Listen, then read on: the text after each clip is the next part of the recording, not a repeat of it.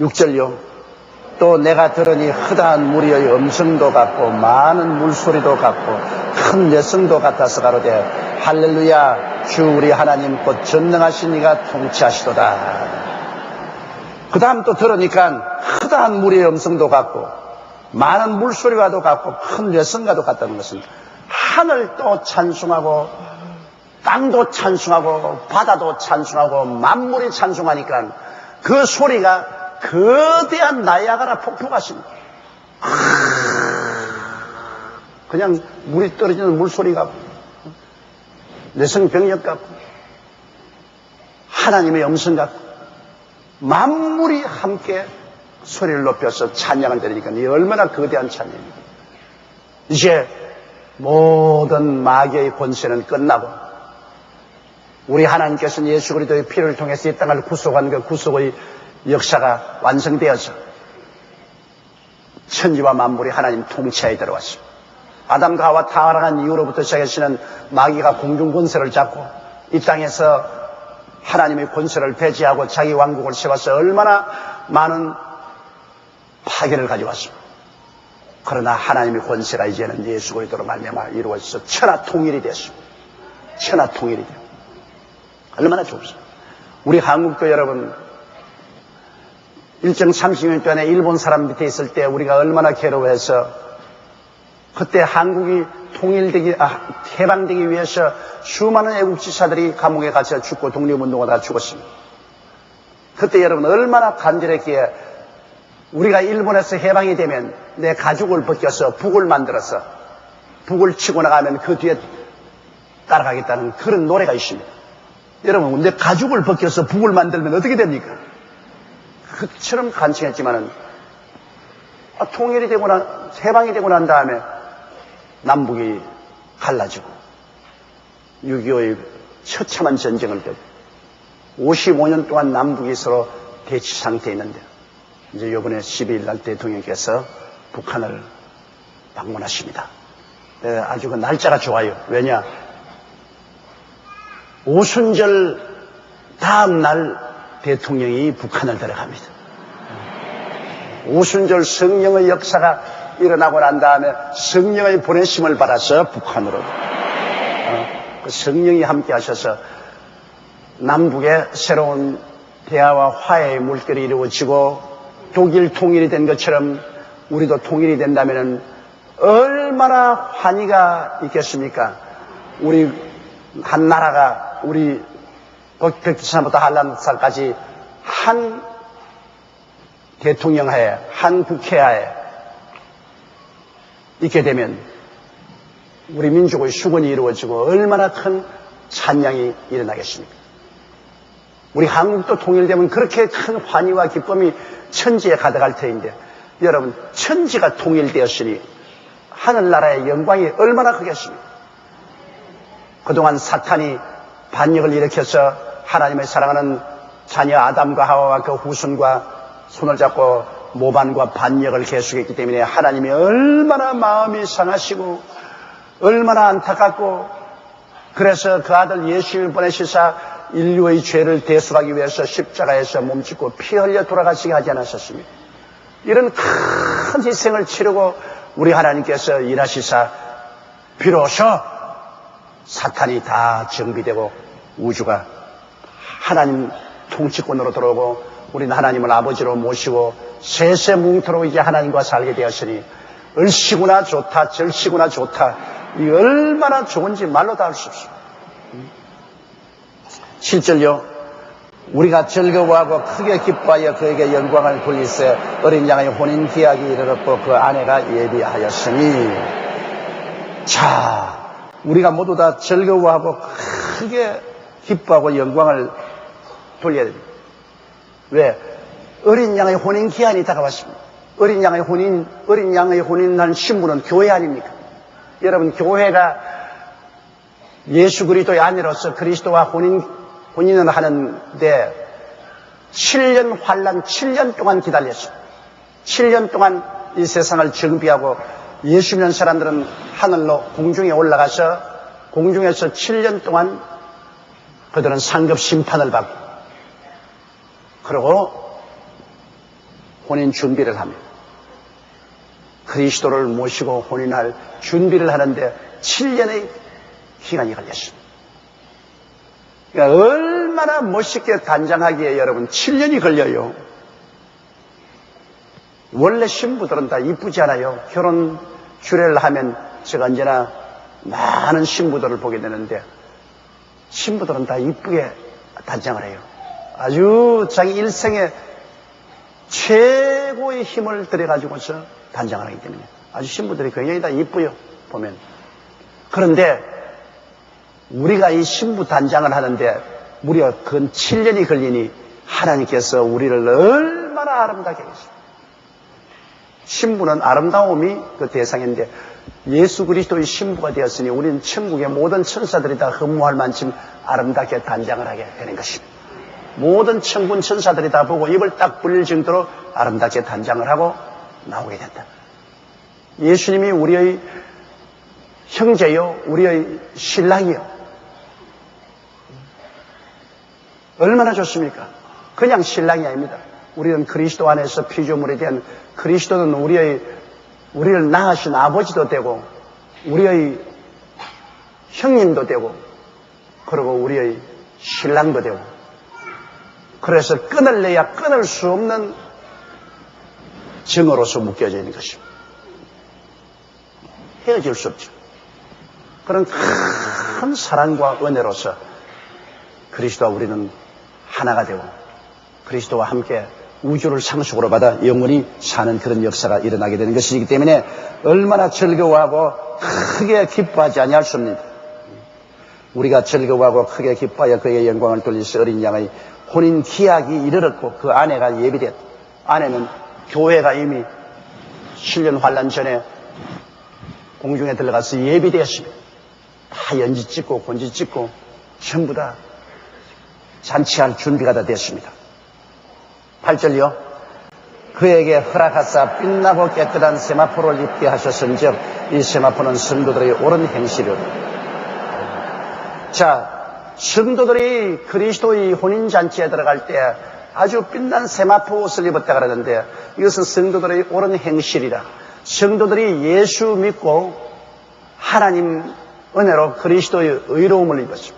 그리스도의 의로움을 입고 그 다음에 주님을 섬긴 그 결과로 하나님께서 우리에게 이 세마포를 아주 주님께서 만드신 놀라운 의로운 옷을 입혀주는데 우리가 그 옷에다가 영광이 달라집니다.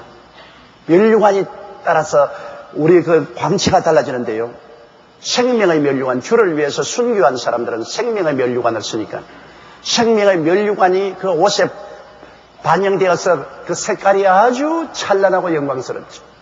또 주의 종들, 하나님의 말씀을 열심히 증거한 사람들, 말씀을 전한 사람은 영광의 면류관을 받습니다.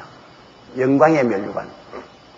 그러므로 여러분, 아유 뭐 나 지역장 안 할래, 내 구역장 안 할래 그런데 그렇게 쉽게 말을 해서 안 돼요. 여러분이 다 지역장, 구역장으로서 주의 말씀을 증거하고 양무리를 돌본 사람들은 영광의 면류관을 받게 되는 것입니다.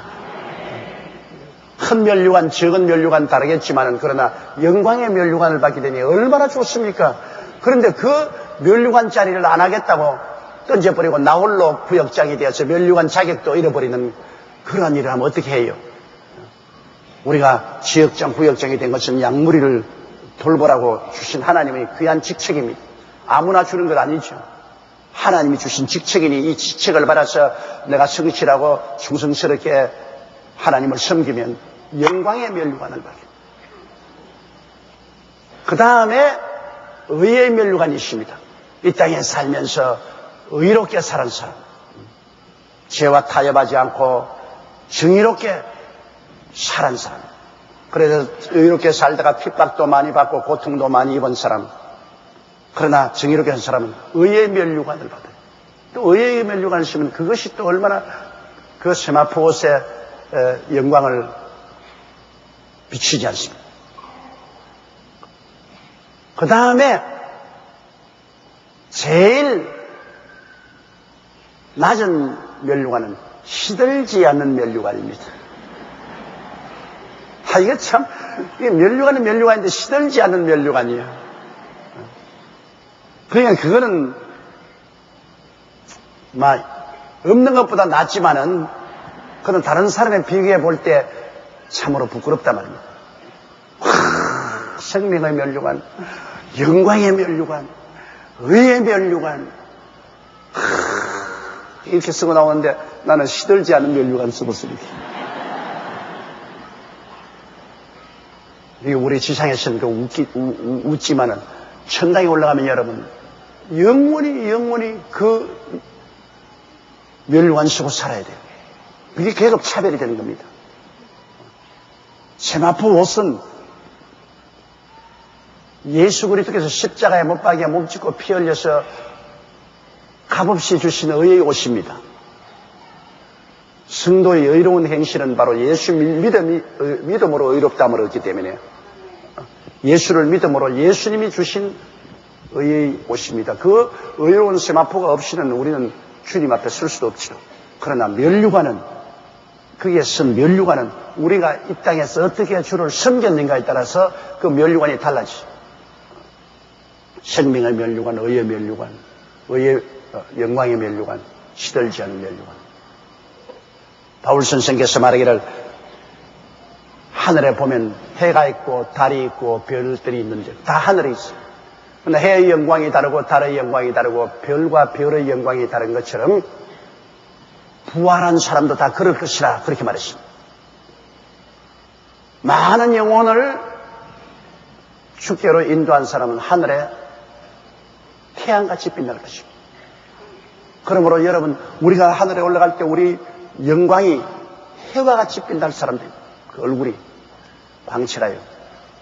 그 다음에는 달과 같이 빛날 사람도 있고, 별처럼 빛날 사람도 있고, 별 중에도 여러분 금성같이 저렇게 뚜렷하게 빛나는 건 얼마나 좋습니까? 그러나 물 먹은 별처럼 반짝하고 사라지는 개똥벌레 같은 영광, 그건 아주 슬프죠. 하나님은 공의로우신 하나님이라 여러분, 우리가 예수 믿고 구원받는 것은 믿음으로 그리스도의 은혜로 말미암아 의의 세마포 옷을 받아 입고 천당은 다 올라가지만은, 그러나 천국에서의 우리의 삶에는 천차만별입니다. 우리의 이 땅에서 행한 대로 하나님이 갚아주시는 것입니다. 똑같이 다 취급하지 않습니다, 여러분.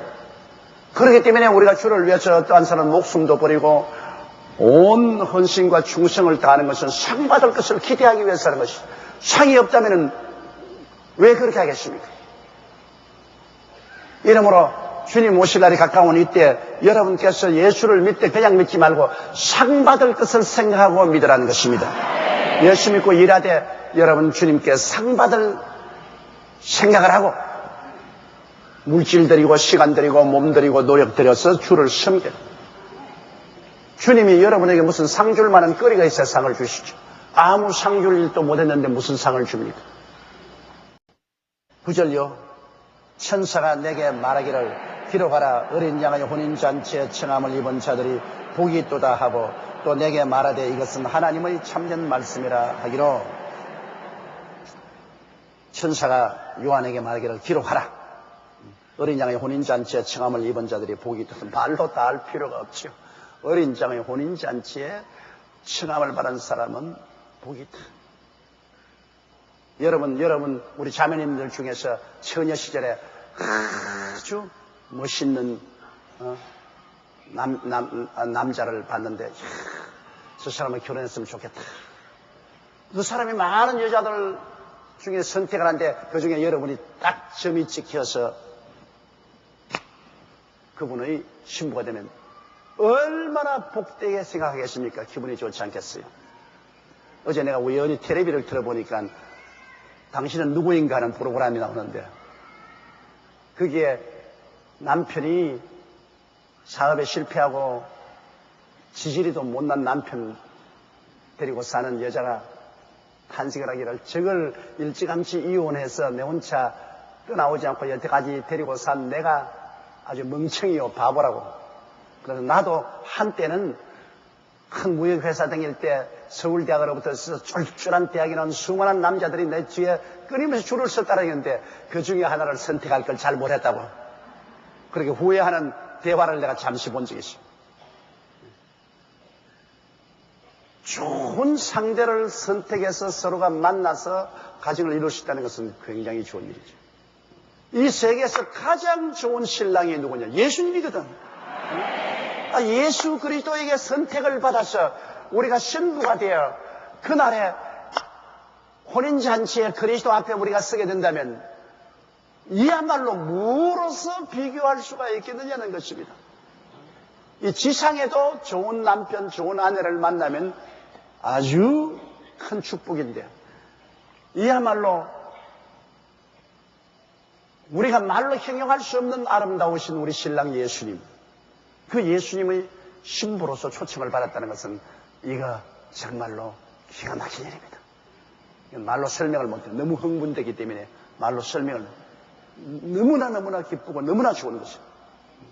그래서 어린 양의 혼인잔치에 청함을 입은 자들이 복이 있도다 하고 내게 말하되 이것은 하나님의 참되신 말씀. 하나님께서 진짜로 하나님 보시기에도 복이 있다고 말합니다. 천지를 지으신 하나님께서 보실 때도 이건 참이 진짜다. 어린 양의 혼인잔치에 초청을 받는 정말로 복받은 사람입니다. 그래서 여러분은 정말 복받은 사람이에요. 하나님께서도 여러분 보시고 너 진짜로 복받은 사람이다. 이 복 놓치면 안 돼요. 여러분은 이 복 받고 믿음으로 출발했으니까 이 복 놓치면 안 돼. 끝까지 붙잡고 나가야 될 것인 것입니다. 10절에요. 내가 그 발 앞에 엎드려 경배하리 하니 그가 나더러 말하기를 나는 너와 및 예수의 증거를 받은 내 형제들과 같이 된 종이니 삼가 그리하지 말고 오직 하나님께 경배하라. 예수의 증거는 대언의 영이라 하더라.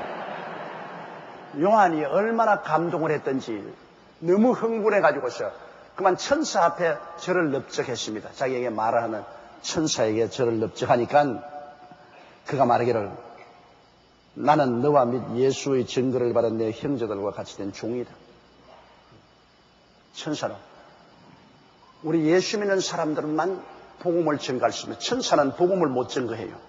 천사는 왜냐하면 죄를 지었다가 그 보배로운 피로 구원받은 체험이 없기 때문에 천사는 그냥 소식만 전달한 사관이지 복음은 오직 우리 사람만 전할 수가 있는 것입니다. 이게 얼마나 큰 특권입니까? 예수님이 십자가에 죽었다가 부활하셔서 저를 믿으면 구원한다는 이 기쁜 소식은 사람만 전할 수 있습니다. 그러면 고넬료의 가정에서 천사가 나타나서 직접 예수 믿으라고 하지 않고 요바에 가서 피장 시몬의 집에 있는 베드로라는 사람을 청하라. 그가 구원의 복음을 전하겠다고 했는데 천사가 직접 전하지 않고 베드로를 청했습니다. 왜?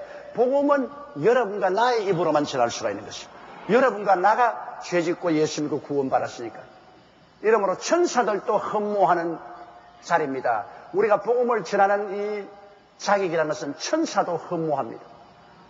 천사 보고 하라고 했으면 온 천지에 돌아다니면 벌써 일 다 마쳤을 거예요. 그러나 천사는 사람이 아니고 타락한 적이 없고 구원받은 적이 없기 때문에 복음을 전할 자격이 없습니다. 그저 소식만 전하죠. 그러므로 여기에 천사가 말하기를 나는 너와 및 예수의 증거를 받은 내 형제들과 같이 된 종이라고 했습니다. 천사는 그냥 종으로서 하나님 심부름꾼이기 때문에 종인 나를 보고 절하지 마라. 여러분 천사 경배를 못하게 하는 이유가 그게 있습니다. 천사는 하나님이 부리는 종입니다. 종 보고 경배하면 안 돼요. 우리는 엎드려 절하는 것은 하나님 아버지와 예수님께만 해야 되는 것입니다. 하나님 아버지와 예수님만이 우리의 경배를 받을 자격이 있지 천사는 우리가 똑같은 종입니다. 천사는 하나님의 심부름꾼이고 우리는 또 예수 그리스도로 말미암아 구원받은 그리스도의 일꾼이고 다 일꾼이죠. 사람을 경배해서는 안 되죠. 하나님을 경배해야 돼. 그 천사가 날 보고 경배하지 마라. 그렇게 말한 것입니다. 오직 하나님께 경배하라. 예수의 증거는 대언의 영이라 하시다. 예수 그리스도의 증거는 대언의 영. 다시 말하면 성령이 우리를 사용하는 것 따름이지 자신이 복음의 원천이 아닙니다. 예수님이 복음의 원천이고 우리는 성령 받아서 복음을 대언합니다. 성령이 우리를 통해서 대언해 주십니다. 이때 복음이라는 것은 하나님의 성령이 오셔서 우리를 채우고 우리 입을 통해서 대언하는 것이기 때문에 굉장히 큰 특권입니다. 하나님 성령이 누구에 거하시느냐? 성령은 천사 속에 거하지 않습니다. 성령은 예수 그리스도의 보혈을 믿고 구원받은 사람 속에 거하는 것입니다. 여러분과 내 안에 지금 성령이 거하셔서 우리가 예수 그리스도의 복음을 전가할 때 성령께서 우리 입을 통해서 말씀하는 것입니다. 이 강단은 특별히 복음을 전가할 때 사람의 말로 싸지 아니하고 하나님의 성령이 주의 종의 입술을 통해서 말씀하시는 것입니다. 그러므로 얼마나 영광스러운 자리인지 몰라요.